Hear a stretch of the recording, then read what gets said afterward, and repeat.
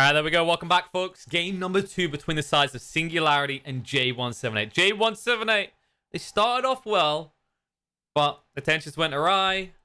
They bought a little bit of time on the side of Singularity, and this hero, Lone Druid, was a big part of leading them to victory. And it appears again this time, Cap. We don't see the Treant, so it's not a guaranteed win, but it is a formidable force in the Puck pick. Yeah, Puck and Dro Ranger are another two heroes that I think are kind of crazy right now. There is no world, in my opinion, that J178 should give up a Dro Ranger to this Puck lineup. I am slightly astonished. Maybe it can't, I don't know, maybe it can't fit in with how the Lone Druid also wants to play, because then you would have two very passive cores, so maybe that's why it's fine to leave it out. Razor's an okay answer to Lone Druid, right? The part of the problem with the new Razor against Lone Druid is that there's a lot of times where you don't want to be right-clicking the bear, right? But you use the static link to drain away the bear's damage, and you want to turn that around on a support. So this Razor change is actually a lot worse for this matchup specifically. For a lot of other matchups, I think it's actually a really good quality of life change. It's actually a very decent buff to Razor. But this one instance, it may end up being a nerf. It's true, and at the same time, you can see this Lone Druid. I feel like he could function well on the outer lanes as well. I don't feel like Abaddon fares well against Lone Druid anymore. Also, Abaddon, the hero we don't see too much because it feels like a very specific off-lane composition where it works, right? Because you can't play as a support anymore since they removed the ability to deny yourself, as they've done with many heroes. Turns out Valve, they're taking responsibility. They don't want to try and approve suicide unless you're a techies. That was, especially with the rap emo culture that's going around and all these young rappers dying. You got to make sure that people are a little bit more aware. But if you mess with explosives, you still kill yourself. Yeah. That's the lesson we're learning here. That's true. I think Techies is now the only one that can kill itself. Yes. Yeah. Okay, so Abaddon 5 literally only works in Solo's hands. I've never seen anybody else make that work since the change. That being said, I do think that the Abaddon as an offlaner, I would give a little bit more credit to him because I think he is probably in the top 5 of my offlaners right now. There's a very small pool of just kind of acceptable offlaners that you can pick up early. There's like Doom, which is always going to be banned in the early phase. I personally think that Beastmaster should be picked more, and apparently Singularity agree, because they actually banned it in the first phase as well. Puck, Abaddon, and who else is kind of on that list? Maybe Venge is a flex pick? You pick it as a 5, right? But it could be. Yeah, Venge can work for sure as a 3 or 5 or 1. Like Venomancer, I think, is also kind of acceptable, but I think the offlane pool in general is like really hard to work around. And sure enough, they are going to go for the Dro Ranger with this lineup. They already have Winter Wyvern, though, so J178 will have some answers to this hero. They also have a nice frontliner in Abaddon who can actually tank the multi-shots for you and stuff pretty nicely. Yeah, it feels like what you need now in Singularity to round this out is you need something tanky. Because I'm looking, I mean, even this Puck as a support, it's like you still don't have anyone to assist that bear as a frontliner. And it does make you really vulnerable, especially to the Wyvern you mentioned in this type of game. Yeah, unless they're going to go for minus armor, I'd like to see some magic damage initiator for them. Similar to the lines of the Puck. I'm not opposed to Puck 3 position here, or 4. I'm down with it either way. The only way I'm okay with it as a 3 is because they have the Dro Ranger in the first place. So you can go the Maelstrom build, and it's even stronger with Dro. Then you can get what would be good from a 4 position? I don't like Sanking here. Clockwork feels awkward as a 4 at the moment. Yeah, Clockwork's pretty bad. Sanking's okay. Slardar is not great against Abaddon Wyvern. Centaur is not a bad ban. 178 put in as a final one. Yeah, that was kind of the magic damage initiator that I would look to. Yeah. There aren't many that feel great in that spot. You don't want someone like a Timber in this type of game either. Oh, you know what I would personally do if I was them is I would run a 4 Willow in this lineup. Okay. I actually think that would be reasonably strong. I don't know, maybe because of bad, it's actually not as good. But just because the combination with the puck is quite nice, and I think you just want more general control. Yeah. And I think Willow does that nicely for you to help out. Okay. Oh. So Tidehunter. I mean, in fairness, like I like the Willow idea, but they do have a Lone Druid, right? So they do have the means to snap coil with the Raw and the Gust as well. So they're not totally starved. The Tide, not a hero we see too much of at the moment. Especially when you consider the items you want out of your offlaner. It feels like a kind of mismatch, right? Like, yeah, he needs too much. He's a farming offlaner for sure. So if you get a bad like laning phase matchup, like if you match into like one of those Ursa heroes or something, your game is just so incredibly ruined.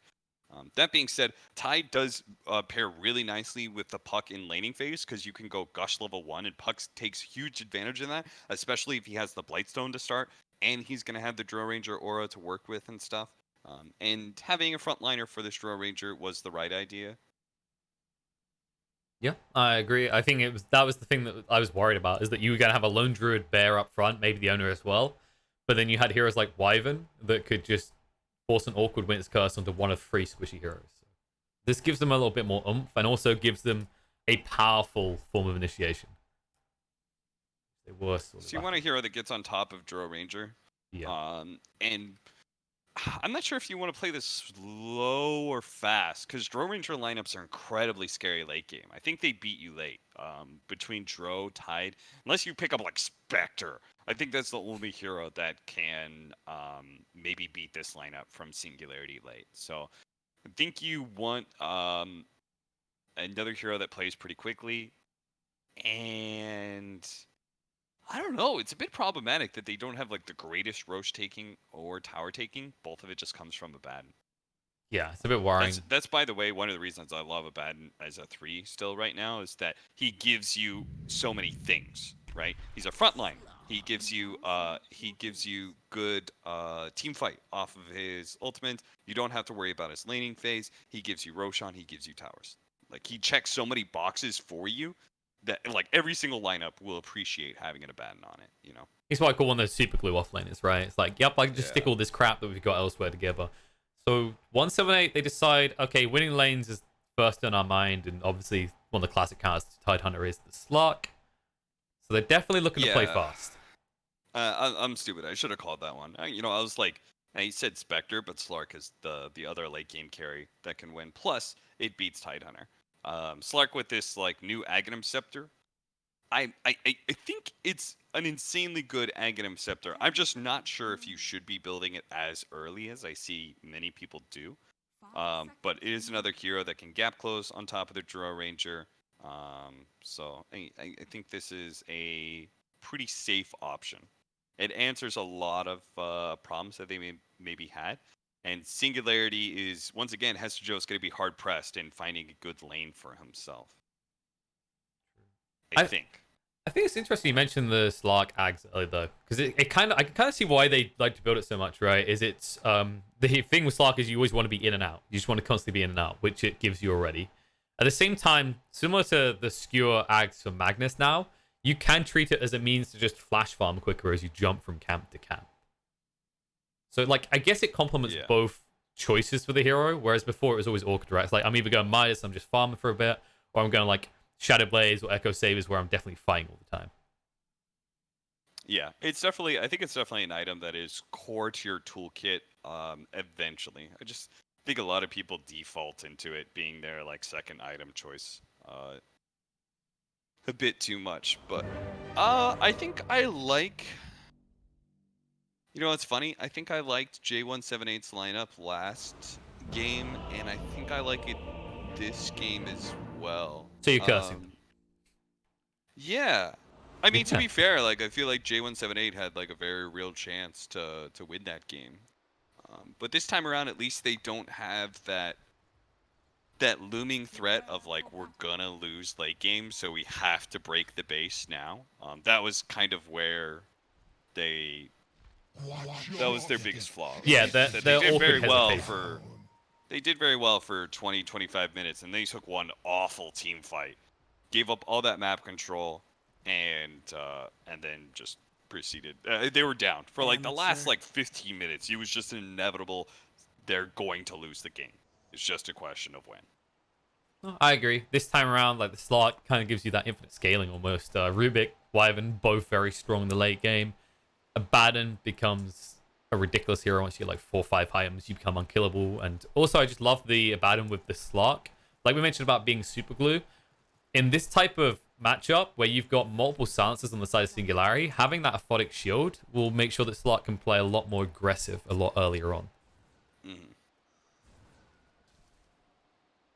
They're just going to scout the lanes to see how this starts. Like, they know they can just leave Slark top, and they could rotate either support up here, and it would work well against the Tide. They want to see what's happening with Singularity supports first. Whereas they're more stapled in what they want to do. They've gone for the Bassi start on the puck as well, so they're not looking to go for the minus armor. Even though they would be able to get Slark down to minus armor with Gush plus Blightstone. And it looks like it's going to be 2 runs apiece, so no aggression coming out. Just the standard kind of thing that we see a lot more at the moment, especially usually one team just pivoting 2 supports to 1 lane to see if they can force an early advantage. Makes sense as well, because you know that you want to try and force your good matchups, right? So if you get a pick off on a support and they come back, they're stuck there. So I think the bottom lane should be won by Singularity, but I think Last Hero is still going to walk away with some decent farm. Especially as he secures range creep very nicely. Top lane, it's a problem, right? Being matched as a Tidehunter against Slark, but you can win the lane very early with Gush. It's such an incredibly strong ability. Especially since you know you have the passive Stout Shield, if you will, that you can go for this like 1-0-2 build and not feel bad about not having Kraken Shell at all. Sometimes I even go with like 2-0-2 in the current meta. I can respect that. It's something that still catches a lot of people off, right? Like, because now you're so used to looking and seeing, oh, people got stouts. And the variable damage can work both ways now, where sometimes it feels like you're hitting for less, which makes no sense. Why does this hero feel so tanky without these items? But at the same time, it can kind of catch you off guard. And while the Tide might not seem that tanky because he might not go for Kraken Shell at all, you could easily bait yourself in a bad scenario, especially with heroes like Wyvern. I find it when there's a puck, it just feels like right now it's a hero that can very easily punish you for making a slight positional mistake, shall we say? Yeah. Especially with the free mini blink dagger. Meanwhile, bot Rubik does go down. Surprising to see him fall like that. Actually, did he have? Okay, he did take Sinister Gaze. That's why. I think we've been seeing the Lichers do this a lot more, especially when you have laning partners like the Drow at the moment. There's no real value in the Frost armor. Yeah, like if you're not paired up with a hero that really takes advantage of it, like Slark, Void, or Juggernaut, like one of those kind of jumping heroes that can man fight, then Frost Shield, you know, as a damage dealing ability, is not that amazing since they nerfed it a while back. So they also made Sinister Gaze a little bit more compelling by letting you just get some mana back. That was one of the big complaints for Lichers, right? Is that, oh, I have to bring out like 10 mangoes to my lane or I'm just screwed. Definitely helpful. By dying, he's able to bring a Wraithband back to Zitrax, so his lane's going to feel a little bit better. I think this laning phase is going to be very boring, by the way. I'm not anticipating kills. That bottom one was a little bit of a surprise. At most, I expect kills at top lane. I think that'll be the most action-packed lane because, again, you want to pressure with Gush and level 2 Anchor Smash. And this puck does so much damage that Palantimos is going to feel under threat, but at the same time, they can overextend themselves. And they're fighting into a Wyvern as well, which is always kind of scary. Yeah, once you get up to like 4 Essence Shift stacks, that's when you could feel Tide needs to back up, even with the Anchor Smash level. As that's the thing that usually you kind of let slip through your mind, is that essentially Slark, no matter what damage reduction you have, is doing pure damage when he hits you. As he's shifting away those stats and just making it all the more squishy. Yeah. I actually think getting Wyvern is so important for J178 because of how well Happy did in that last game. it's like a psychology thing, but when you play a really good game of a hero, and Happy played an incredible game 1, even if they didn't win, he's gonna go into game 2 like really feeling himself. He's gonna get that momentum, and so I think this is like very nice that they managed to get this for them again. If I was Singularity, I would have considered banning it actually. Fine. All right, that was a little bit close for cut. I think Happy could have killed him there, but he was a bit reluctant. But yeah, I think you're right. It's the interesting part to me is it depends on the team though. Like it can go both ways. Speaking of which, bot is going both ways. What's happening in this bottom lane, what's Zitrax doing? He really wanted the last hit on Last Hero, and instead now Last Hero is trying to bait him as he does have the tangos plus the level 2 aphotic shield. That's... I'm just like, I'm guessing these heroes are just getting like a little bit too low, and everyone's getting baited into going for it. Happy dies on top, which they're just cutting.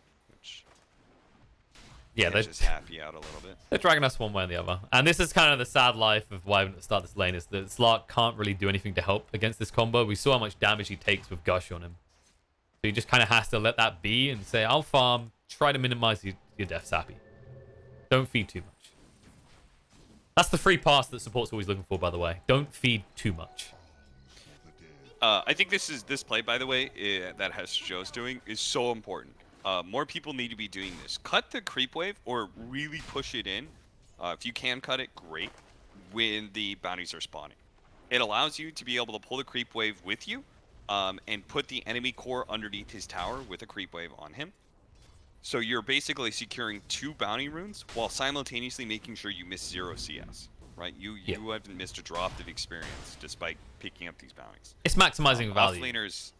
Yeah, like smart offlaners will always do this sort of thing. DNZ is going to die again at bottom lane as he has been caught out of position once again. How is this bottom lane being the one that is like the most action-packed? Okay, like it's throwing us off now because that was a good rotation onto the Razor. They caught him out.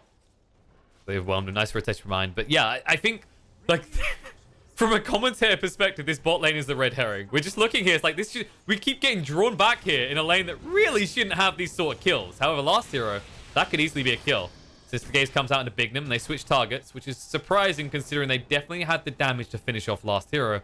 DNZ, is he banging himself again? No, he's not. They ping it out. They know there's a ward on the lane now. However, DNZ, is he going to die for this? Last Hero is the one who needs to retreat, as the Frost Shield has been leveled into. And he's dead. He's just going to go down. Double kill for DNZ. And then top goes down. What? Jesus. Oh, no. Joe barely killed Palantimos in time. Oof. This is... Well, they're definitely giving us a little bit of a blood sport at this point. I'm more impressed by the fact Lich just got a double kill in the bot lane than anything else. As this lane... You should be able to kill them, right? Between the Fade Bolt and the Aphotic Shields, they should be able to out-sustain you every day of the week. I think it's more that eventually the Draw Ranger Lich will win the war of attrition. It was just weird seeing the Lich die so many times to a lane that doesn't really have a whole lot of kill power. You know? Yeah. I anticipated this lane to be a little bit more like, okay, just funnel out regen on the Abaddon. You're going to have to spend a lot of your net worth by just giving yourself mangoes and salves, but you're going to get a lot of CS, and nobody's going to be dying. Instead, just people are dying left and right. I think it gets increasingly scary because Singularity come out of that bot lane this easily, shall we say, and if they're not being punished hard enough top, as Plantimos, as we saw, dies quite easily when he gets a little bit too overconfident, courtesy of the puck, we could see a good timing on a Veil for Ein, and I think that just, once again, glues together Singularity's lineup well. Really good job.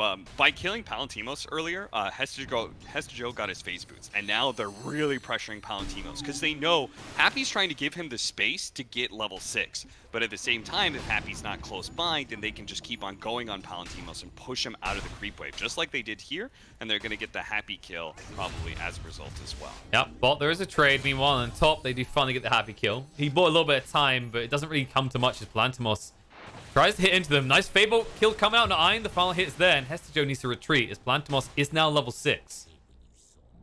Lift. There should just be a Shadow Dance to ensure the kill, right? There we go. He was holding it for a bit. The body blocks to come out, but Hestejo is so goddamn tanky. Also, a Tango will get so much value. Turn around, plant Ooh, Moss. Oh Bounty no!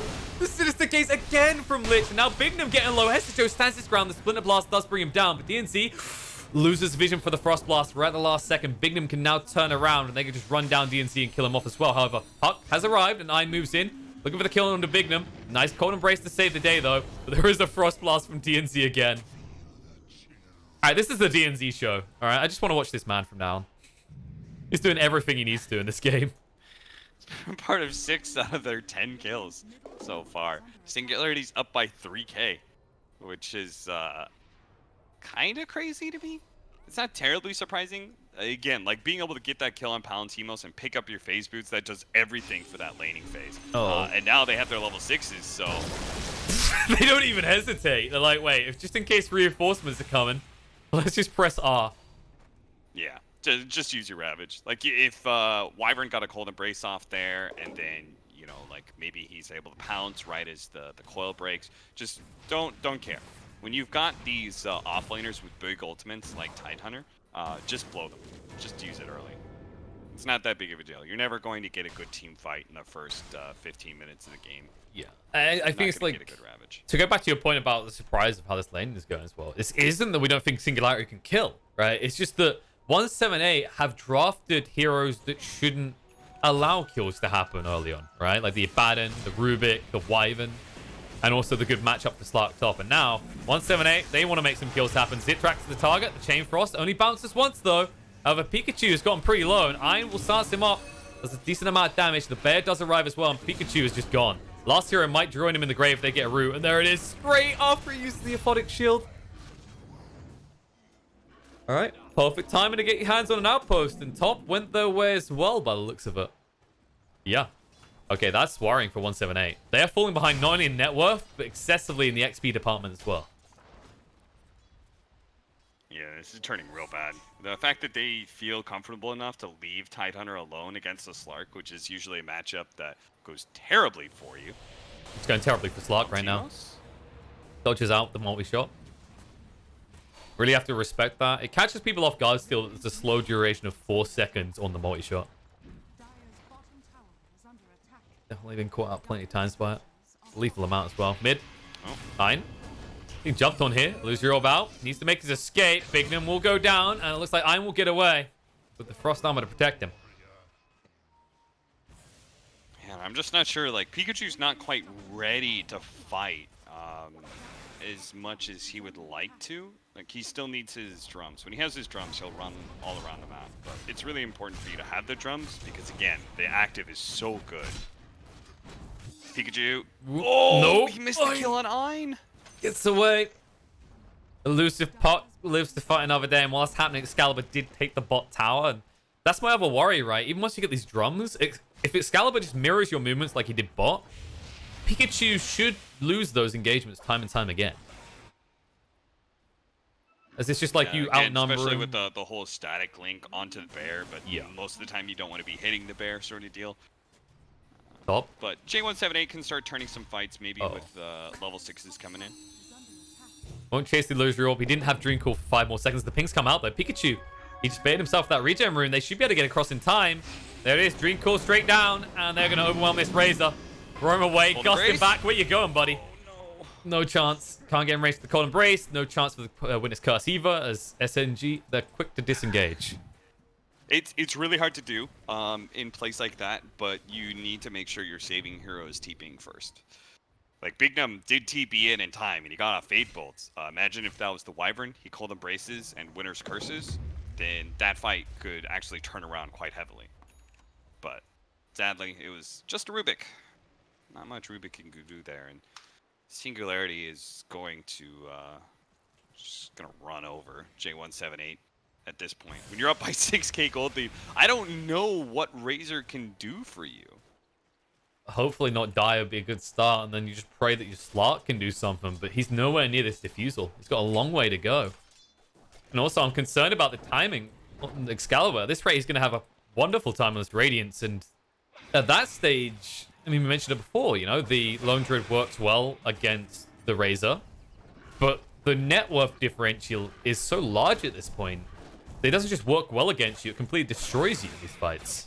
Excellent idea. And Nine also has the Veil now. So, like, their damage arm on the side of Singularity is just going through the roof. Yeah. Hesta Joe has Hood of Defiance too, so there's no danger of him being bursted down at all. There wasn't really before, but now especially not. Last hero. He won't be the last hero to die, but be the first in this engagement. Borrow time already being popped. Dream Core as well, low cooldown, so they don't mind. They'll move forward. Clean up a kill as they body block him in. All the while, Drow just farming top as well. Getting the value. They will get the mid tower for this, so that small interaction I would call a win for J178. That's fair. I never mind losing my offlaner if I can get a mid tower in exchange for it. Because now Pikachu can push in mid aggressively and then rotate off of that.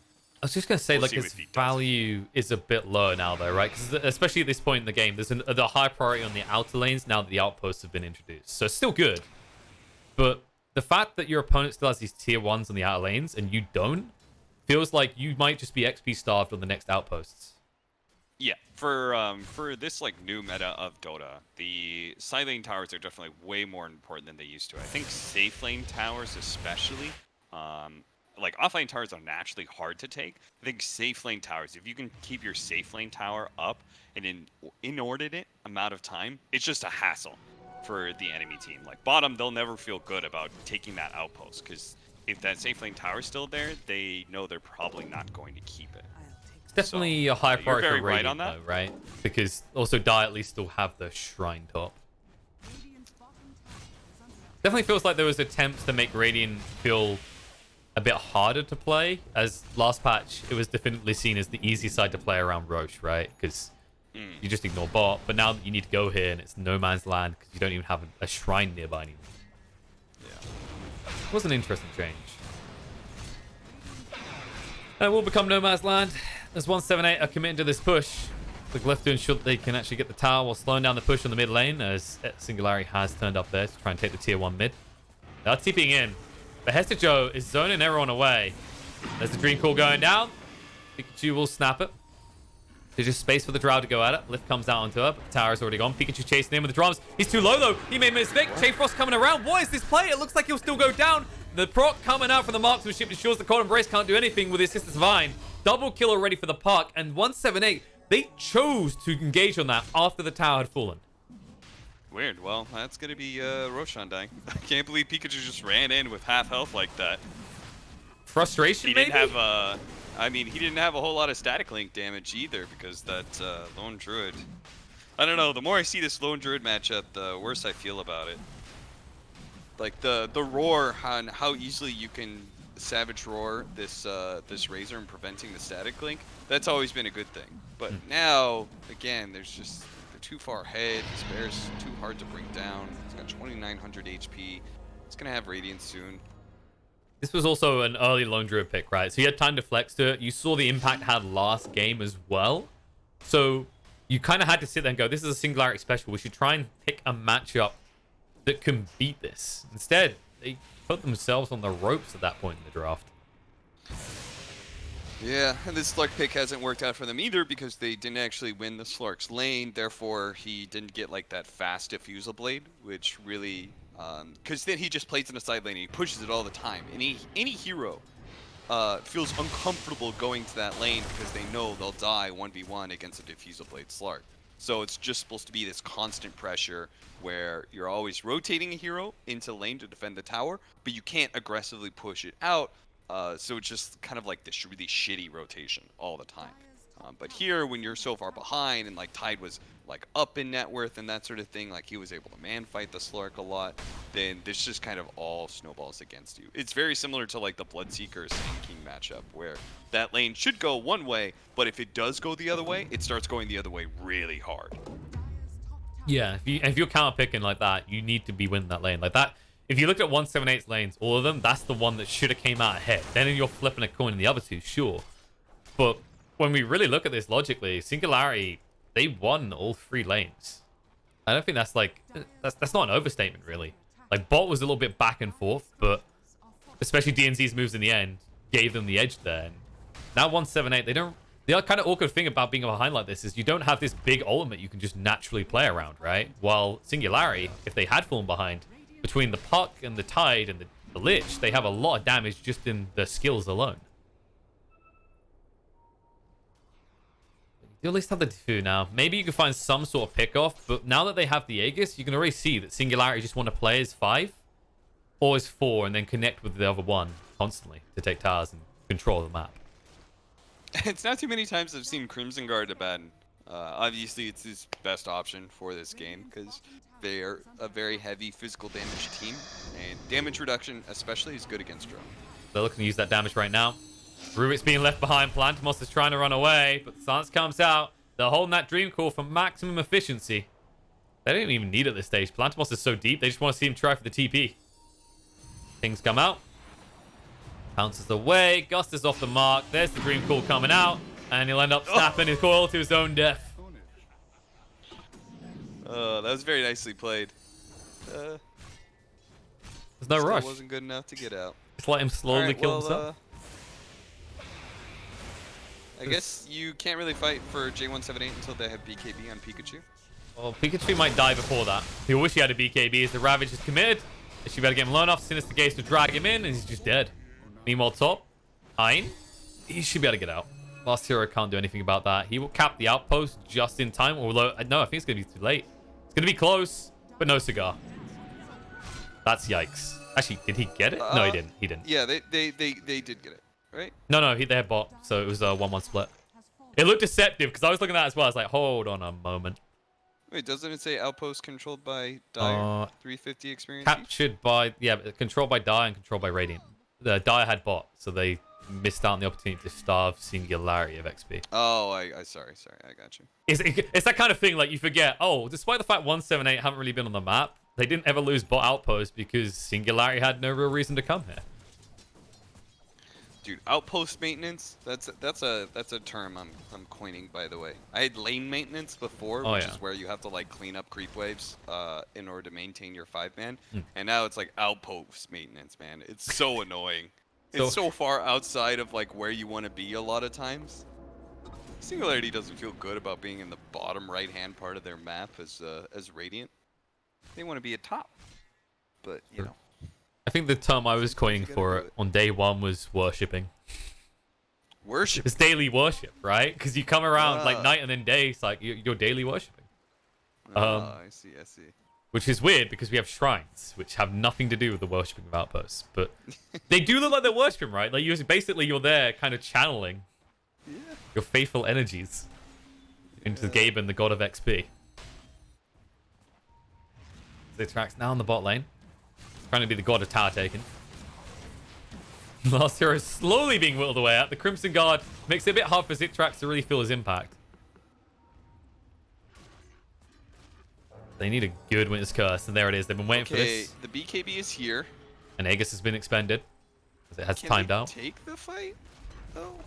Slark's nowhere nearby. They have to let this go. They have to. They have to take this fight, but I'm just not convinced they're going to win it. Well, Puck gives them a freebie, maybe, but it's not the easiest of kills. Zine trying to move away. Glimmer Cape will allow him to retreat. Now the Chain Frost will bounce around. Pikachu stuck in a creep wave. BKB does get activated in time. The Roar is off the mark. The Winter's Curse being used, but Wife is still going to die for it. Zithrax protected by the Frost Shield. And Pikachu, the one proc might get him low enough. Dream Call comes down to Abaddon. He doesn't have the borrowed time. He's just thrown out there, but I don't know if it's going to be enough to get him out. They're holding on with the Gust. We'll slow him down. Bear needs one root and he's just dead. Buyback comes out from Wyvern, but you've already used that Winter's Curse. Cold Embrace to save the day. Buyback out from Rubik as well. And Excalibur will retreat the bear a little bit. Raw forces the opponents to retreat, but this bear will still die. It went a little bit too deep. Pays the price. We resummon, but they have to retreat. They don't actually have the damage to get through the tower in time. They'll respect that and appreciate that 178 did have to commit a few buybacks for that. So what they want out of this lineup, what they intend to happen in team fights, is for them to be able to get a Winter's Curse off, hopefully catching Draw Ranger, and then Pikachu is able to run in Static Link that target, that Draw Ranger, get on top of him, activate his BKB, and just like run him down. Right. That's the idea behind it. Unfortunately, when you're this far behind, it's very hard to get these kind of initiations. And even as Happy did find it, eventually, like, Pikachu didn't feel good enough about the fight, nor should he. They were going to lose that one pretty heavily if he committed to going on that drone that point. Nah, you can see them smoking. They want to try and use this combo. They want to try and find that injection, get a kill, but it's always worrying because Hestejo, he still has this Ravage to play around. It just feels like this is the big awkward factor for them, right? Is the winner's curse, you want to save it for the Drow. But if you don't have eyes on the tide at all, 178 will never feel confident about going in deep on that fight. Even with BKBs, it's pretty scary. Yeah, I think so much of this game actually comes back to that puck pick. God. I was just running back, like, in my head, like, how the laning phase went. That was in part being done very nicely by the puck. And then, like, that bottom fight, like, he's able to force out the BKB, essentially. Like, he's able to lure them into a bad engagement. He's able to so effortlessly kind of go in, poke at them, see if he can force something out and get out. There's so many things that puck does in this current meta that I don't like giving away to anybody. No, it feels like the hero definitely got overbuffed, and it's weird. You just see it time and time again win matchups that it should just definitively be lost, right? Like this Tide versus Slark should just be an overall win for Slark. But then the puck from an early point just pressures so hard with minimal risk that you can never do anything.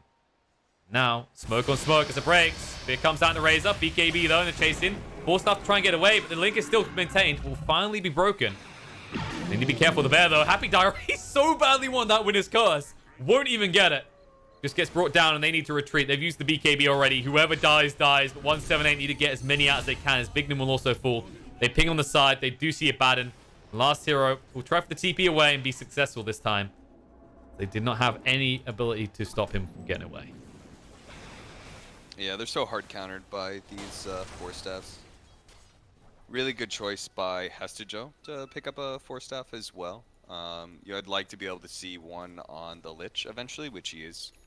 He's got it queued up already. He's got good progress. It's a hard counter to both Razor and Slark. And it's even really good against, it can be quite nice. Like, if you think about it, it's good against Telekinesis, actually, breaking that disable. It's good against, it can be good against Winter's Curse. Being able to force that unit away from the allies that's attacking him. And then it's not bad versus a Ben, right? Who wants to sit on top of somebody and build up those silences. 4-staffs is literally counter to all 5 heroes. Still one of the most dominant items in Dota, I'd argue. Applicable to most scenarios. It's like I don't feel like there's really many scenarios in the game where I say 4-staff is a bad pickup. There's plenty where I'm like confident that it's good, or it's just amazing like it is in this game. Yeah, it's an item that can single-handedly counter heroes, such as Clockwork. Poor Clock. They tried, all right? They gave him overclock. They made him into a PC technician, basically. Oh, yeah? Yeah, they gave him an Axe that stuns himself. Incredible. Hey, if you use the Yules, you skip most of it. Not all of it. Most of it? Most of it. Some of it. Like, BKB doesn't even work. That was the depressing part. It's like, come on, surely. Yeah. Nope. Yeah. There's nothing that saves you. Feels bad, man. Maybe they'll buff him again and make him a hero. Hestejo. He just broke the smoke. And this is not the hero they want to engage on. The Aegis has already been picked up by Zitrax. You just need to get the hell out of dodge without casualties. And the NZ is already hunting. Doesn't have that 4-staff yet, so it looks like 178 will get out unscathed. Roche was not so lucky, however. They now have that Aegis and cheese. And then at this stage, what the hell is your entry kill? It feels like you have to find Lich and Puck. But how do you... like? I mean, you don't really have good lockdown for this Puck. Still. No, you know. And you won't have good lockdown against him for quite some time. Especially since certain disables that they have, such as like Pounce from Slark, just aren't effective. You can still wait. I think, you can still Waning Rift out of the Pounces, right? Which is questionable. I don't like the whole change to Waning Rift in the first place was questionable in my eyes. That was. And you could still phase shift while you're rooted, right? You can't jaunt, but you can phase shift. So it's pretty nuts. Especially with the cast range talent at 10, you just like what they done is essentially gave Puck a free blink dagger or mini blink dagger rather. But all in all, definitely a hero that especially is when they get the cast range talent, over the phase shift attack. Yeah, which that's what it's most saying. Supports are going to. It's And then you can go for an Aether if you want. Like, it's not actually a bad choice to go Aether, just because at that point you have a Blink Dagger and Waning Rift. So it becomes, what, 600 range? Well, actually, 750, I think. And he already has the Telescope, which is something we haven't mentioned. Yeah, this is reasonable. You got Magic Quiver Undro Ranger. That's an item that doesn't feel great to have on like 90% of heroes. And that other 10%, they're still probably thinking in their back of the head, I'd like something else, but I'll deal with it if I have to. But the first hit has already had an impact, as Pikachu's almost dead. The multi-shot's slowing him down again. You have your BKB, but now you need to heal. The Crimson Guard is really not stopping this bear